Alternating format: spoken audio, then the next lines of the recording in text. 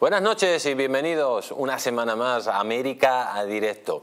Hoy, amigos, tenemos un programa muy especial. ¿Por qué? Porque vamos a pasar desde el abrazo de Milei y su santidad el Papa Francisco I, pues iremos a lo que está pasando en Venezuela, a esa represión que ahora mismo es todavía más brutal que en épocas pretéritas, y también hablaremos de lo que está pasando con Petro. Atención, Petro, amigos, que está al límite de mantenerse en el gobierno de Colombia. El desastre colombiano es espectacular. Y cómo no, seguiremos hablando de lo que está pasando con Donald Trump en los Estados Unidos de América. No se lo pierdan, amigos, porque hoy tendremos a invitados de máximo nivel. Y aquí en el plató tenemos con nosotros a William Cárdenas Rubio, presidente de CICIBEN. Buenas noches, señor Cárdenas, ¿cómo está usted? Muy bien, muchas gracias. Buenas noches. Explique usted qué es CICIBEN. Es el Comité Internacional contra la Impunidad de los Crímenes de Lesa Humanidad en Venezuela, una organización que se ha creado por un grupo de personalidades que están ubicadas en diferentes países, en Estados Unidos, en Sudamérica y aquí en Europa, ¿no? Guyana, atención, van a lanzar al ejército en Guyana si la petrolera empieza a perforar en esos territorios.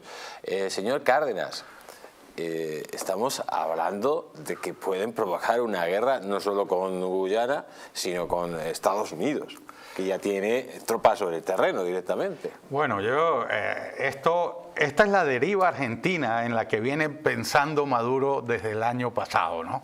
La deriva de las dictaduras argentinas, que cuando se vieron comprometidas y se dieron cuenta que no tenían sustento en ninguna especie, que es lo que le ha pasado a la organización criminal que usurpa los poderes públicos en Venezuela, bueno, pues son capaces de aventurarse, de lanzarse en una aventura bélica y están buscando excusas. El año pasado ya empezaron a intensificar, a subir el nivel de la diatriba, cuando eso está en manos de la Corte Internacional de Justicia. Y es allí, en la Corte Internacional de Justicia, donde hay que demostrar los legítimos derechos que asisten a Venezuela sobre esa parte del territorio esequibo, pero no con estas alaracas, ¿no? Y estas amenazas. Bueno, por supuesto se van a encontrar con medio mundo en contra, ¿no? Pero no les importa nada porque es una excusa, ¿no? En realidad no persiguen otra cosa que tratar de evitar que se celebren elecciones libres en Venezuela, ¿no? De ir corriendo de alguna manera a la arruga y que este tipo de escaramuzas permitan que en Venezuela no haya procesos electorales libres, ¿no? Pues vamos a continuar hablando de este tema precisamente con nuestro querido Hugo Hacha, que está al otro lado de Sky. Buenas noches, Hugo. Muy buenas noches, apreciado amigo. ¿Cómo están ustedes? Bueno, en primer lugar, feliz día de San Valentín y de la amistad.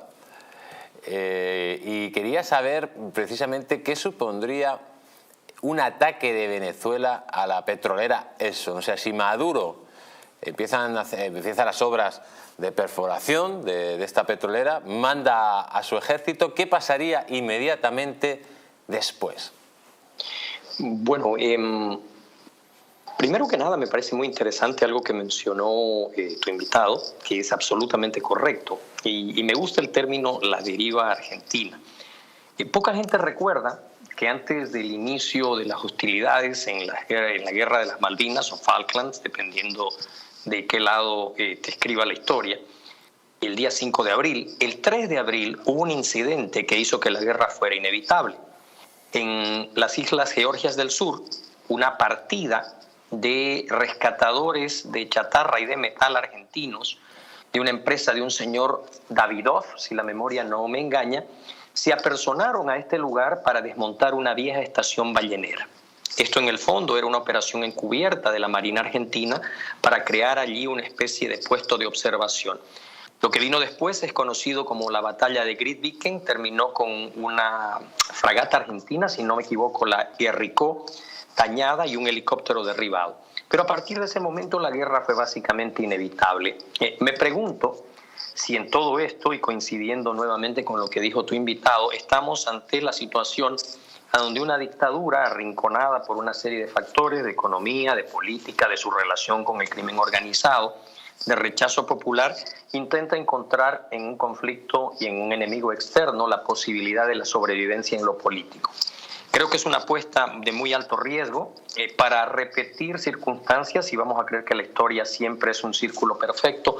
Hoy día tenemos un buque de guerra británico, un buque de patrulla de la clase River, el HMS Trent, en la región. Así que me pregunto si una iniciativa de este tipo no nos vuelve a colocar en aquel 3 de abril de 1982, donde otra dictadura encontró en esto lo que creyó era una buena apuesta y terminó precipitando su final. Sigue la polémica. Pues efectivamente, ¿qué pasaría? Hemos dicho que intervendría Estados Unidos porque ya tiene tropas Estados Unidos precisamente sobre el terreno, ¿no? En estos instantes. Bueno, sí, a ver, tenemos varias cosas que suceden en esa zona. El área de Guyana, el área específica, no solamente de la Guyana, del área de influencia donde tenemos una presencia muy fuerte de contingentes de los Países Bajos, franceses, británicos, de hecho parte de las fuerzas especiales de los cuerpos de élite, por ejemplo la Legión Extranjera, el cuerpo de élite del SAS, hacen entrenamientos en la región para operaciones en selva. No sé hasta dónde una eventual, entre comillas, superioridad numérica de Venezuela pudiera traducirse en una presencia táctica en el terreno. No estamos hablando de un área donde pudieras desplegar, por ejemplo, blindados, a donde Venezuela gozaría de una ventaja numérica aparente, o donde la masa de un ejército básicamente fundamentado en la conscripción tuviera que enfrentarse a una fuerza profesional. Vuelvo a reiterar, y perdón por ser repetitivo, me agrada esta idea de la deriva argentina para hacer el contraste entre lo que es una fuerza profesional de un país desarrollado con una logística de primer mundo y lo que eso le puede significar primero militarmente, lo que sería una tragedia, pero luego políticamente a la dictadura venezolana. Pues don Hugo Hacha, como siempre, muchísimas gracias por estar con nosotros. Reciba un gran abrazo. Un placer.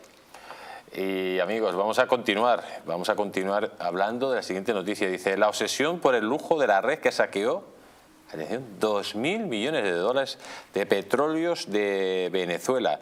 Facturas en suites presidenciales de hoteles de megalujo de 1,8 millones de dólares.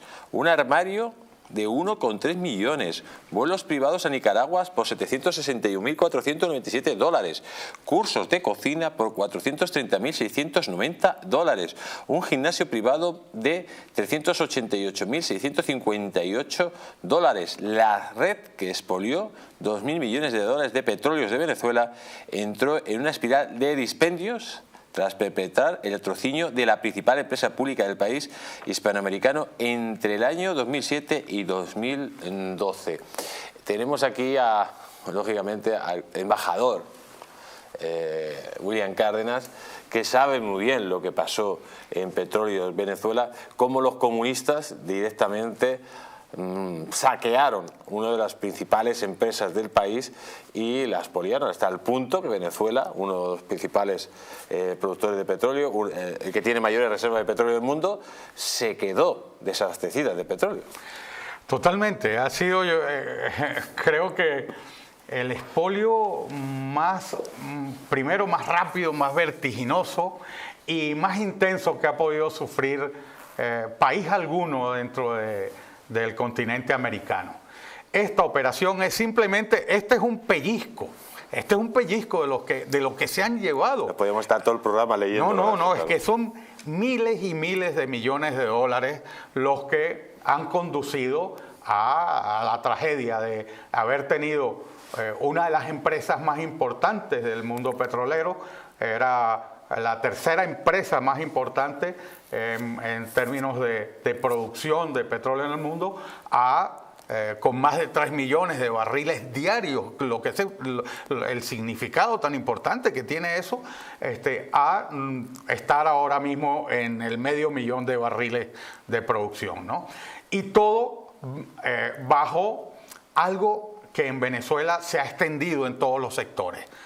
Y cualquier sociedad tiene que mirarse en ese espejo, es la impunidad. Cuando en una sociedad democrática se logra socavar la división de poderes, la separación de poderes, socavar en la administración de justicia, la igualdad de los hombres ante la ley, se produce un estado de impunidad. Un estado de impunidad donde quienes usufructan las ventajas son justamente estos señores que están en el poder. Y entonces, bueno, pues saquearon petróleos de Venezuela, se robaron. O sea, esta es una mínima muestra de lo que hicieron por aquí. Las investigaciones muchas de ellas se han radicado aquí en España porque estos señores huyeron, buena parte de ellos, cuando ya cometieron sus desfalcos, huyeron hacia Europa o a los Estados Unidos. Y las investigaciones que se iniciaron en los Estados Unidos se han extendido a España. Aquí han detenido a varios de ellos y los montos son escalofriantes, ¿no? Y la manera como estos comunistas, porque son comunistas, porque era una revolución que ellos llamaban socialista, el socialismo del siglo XXI. Bueno, pues los gustos por la riqueza y por malbaratar el dinero, por supuesto, mal habido, es apabullante, ¿no? Es apabullante. Vamos a continuar porque, bueno, aprovechando que tenemos aquí al presidente de Ciciben, pues tenemos que hablar de esta noticia que dice que Ciciben responsabiliza directamente a Nicolás Maduro de cualquier daño derivado del crimen de lesa humanidad contra Rocío San Miguel. Señor Cárdenas, ¿qué ha pasado exactamente? Cuéntenos. Bueno, desde el año pasado, el régimen de Nicolás Maduro viene intensificando sus ataques en contra de la oposición política y en contra de lo que ellos empiezan a ver como son fantasmas, ¿no? Pero los ven en todas partes. Ya el miedo se ha apoderado de Nicolás Maduro y de sus compañeros de viaje, ¿no? Entonces han empezado a detener, a violar los derechos humanos de líderes opositores, de María Corina Machado, que es la candidata más fuerte que tiene la oposición para enfrentar, si se produjeran las elecciones libres a las que se comprometieron con la Unión Europea y con el gobierno de los Estados Unidos en las negociaciones de Barbados, ¿no? Y entonces, bueno, pues han irrespetado completamente todos esos acuerdos y a María Corina Machado la han inhabilitado, pero no es inhabilitarla, es que atacan a los dirigentes del partido político 20, los meten presos, los persiguen, los torturan en las cárceles, los hacen huir del país. O sea, es una nueva arremetida feroz. Ellos lo llaman a esto furia bolivariana, es el nombre que le han dado, ¿no?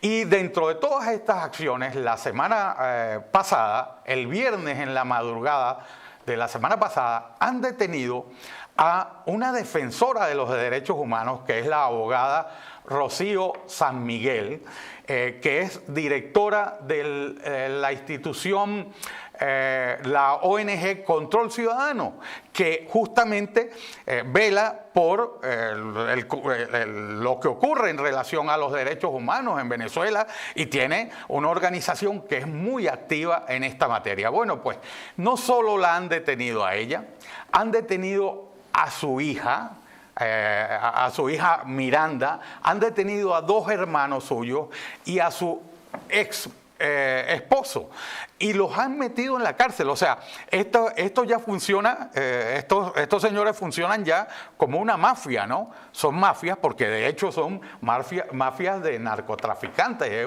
es una organización criminal, nadie puede entender, eso no es un gobierno al uso.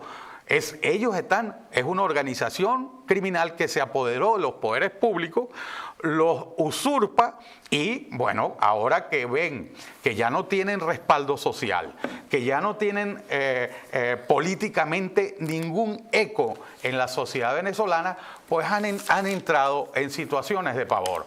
Bueno, esta Rocío San Miguel resulta que es española. Es española, su familia, sus hermanos, su hija son españoles y aquí es donde apelamos, ¿no? ¿Qué hace el gobierno de Pedro Sánchez que no se ha pronunciado en relación a esto?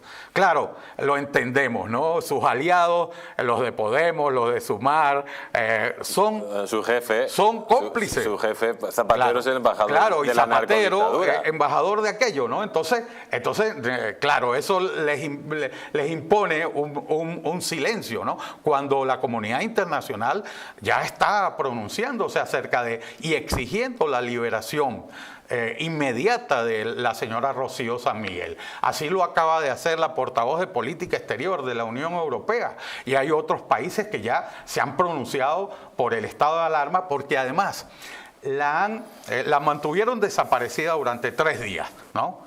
No, ni sus abogados, ni su familia, nadie la podía ver. Detuvieron a su familia, los tuvieron escondidos, luego los han presentado. Han liberado a los familiares, los han liberado con medidas preventivas de presentación. Los obligan a no salir del país, les prohíben la salida del país y a no dar declaraciones a los medios de comunicación. Y a ella, a Rocío San Miguel, la han recluido en el centro de reclusión de tortura del helicoide, se llama el helicoide, ¿no? Entonces la situación es dramática y por eso nosotros desde el CICIBEN hemos reclamado y establecemos que el responsable es la cabeza de esa organización criminal que es Nicolás Maduro Moro, ¿no? Pues yo quiero ver o enseñarles a ustedes, por ejemplo, la diferencia de cómo actúa un presidente, por ejemplo, en España. En España recientemente, pues a los narcotraficantes han matado a 2 guardias civiles y el presidente del gobierno directamente se ha ocultado y luego se ha demostrado de que el cuerpo operativo del cuerpo de élite de la Guardia Civil que estaba actuando en Andalucía, que había detenido a más de 12.000 personas, 35.000 kilos de cocaína incautados, 2 millones de kilos de hachís incautados, multitud de lanchas, planeadoras, vehículos, etcétera, incautados. Había parado directamente al narcotráfico. Pero ¿qué es lo que pasó con Sánchez? No se sabe si vino del Cártel de Puebla, que le dijeron que disolvieran la unidad de élite de la Guardia Civil en el sur de España, o directamente de los pactos con el rey de Marruecos. Pero a diferencia de un sátrapa, de un tipo sin ética, sin moral, y voy a decir unas palabras reiterando lo que dice el señor Bukele, cuando dice que cuando un gobierno no combate la delincuencia no es porque no tenga capacidad de hacerlo, sino porque los cómplices de los criminales están en el gobierno. Ese mensaje lógicamente va para el señor Sánchez. Cuando no quieres combatir a la delincuencia es que los cómplices de los criminales están en el gobierno. Pero miren qué diferencia al presidente de España, que es un auténtico engendro político, a lo que hace el presidente de El Salvador. Cómo él, a esos héroes que han hecho de El Salvador otro país, le rinde homenaje a sus víctimas en medio de la lluvia con estas palabras. Escuchen. Estamos ganando. Esta es una victoria demasiado sorprendente que está ahí cerca. Que quede claro que la gloria es para Dios y que es de Dios. Nosotros los seres humanos tenemos la dicha de ser instrumentos de Dios, todos nosotros, para llevarle paz, libertad y felicidad al pueblo salvadoreño. Y nosotros somos el instrumento para sanar esta tierra. Cada uno de ustedes son un instrumento de Dios para hacerlo. La paz no se consigue firmando acuerdos entre corruptos, repartiéndose el poder entre asesinos. La paz se construye con trabajo, con sudor, con esfuerzo y con la valentía que tienen ustedes y sus hermanos policías. Debe tener algo que le indica que uno es parte de algo más importante que uno mismo y que vale la pena arriesgar la vida, por eso que es más importante que uno mismo. Son valores como la valentía, como el coraje, como la fortaleza, la disciplina, el patriotismo, el honor, la lealtad, el amor por el prójimo. Son valores fundamentales de la sociedad humana, pero son valores que se están perdiendo cada vez más en el mundo. Si ustedes ven noticias internacionales, se van a dar cuenta cómo los valores más importantes que tiene el ser humano, como el honor, la lealtad, la valentía, el coraje, el amor por el prójimo, son precisamente los valores que cada día se pierden más, que cada día hay menos. Y por eso ven como sociedades que parecía que ya lo habían logrado, ahora se van degradando, porque están perdiendo los valores que los hicieron grandes. Valores que probablemente no eran fuertes en esta tierra, y sí eran fuertes en otras tierras. Y por eso es que esas tierras crecieron y se hicieron grandes. Pero esos valores los están perdiendo ellos ahora. Y por el contrario, en El Salvador, los valores que antes estaban degradados en nuestro país, ahora son los más importantes. Y si no, mírense ustedes, hombres y mujeres jóvenes que tienen todos estos valores. ¿Cómo no va a surgir una nación con valores así? ¿Cómo no va a surgir una nación que pone primero a Dios y que luego pone su trabajo y su esfuerzo con este tipo de valores? Pues ahí lo tienen, la diferencia de un hombre con valores que refuerza la acción de sus cuerpos de seguridad del Estado, a la diferencia, amigos, de un presidente que el día que tiene 2 cuerpos de la Guardia Civil todavía calientes, se va de fiesta a los Goya y no le importa un pimiento lo que le pase a su cuerpo de seguridad del Estado. Claro, es un país ya, España, sin valores, sin ética y sin moral, porque directamente, amigos, los políticos corruptos están en contacto o son parte del problema y son los cómplices de los delincuentes. Muy rápido, señor Cárdenas. Muy lamentable y aquí vemos a un hombre que está marcando un tiempo en su pueblo y por el contrario aquí vemos conductas completamente inconsistentes. Pues se nos acabó el tiempo, amigos, y nos tenemos que marchar. Señor embajador, un placer haberle tenido aquí. Muchas gracias, Jesús, encantado de estar siempre aquí contigo. Y nosotros también. Y nos despedimos de todos ustedes hasta la próxima semana, aquí en América Directo. Un abrazo a todos.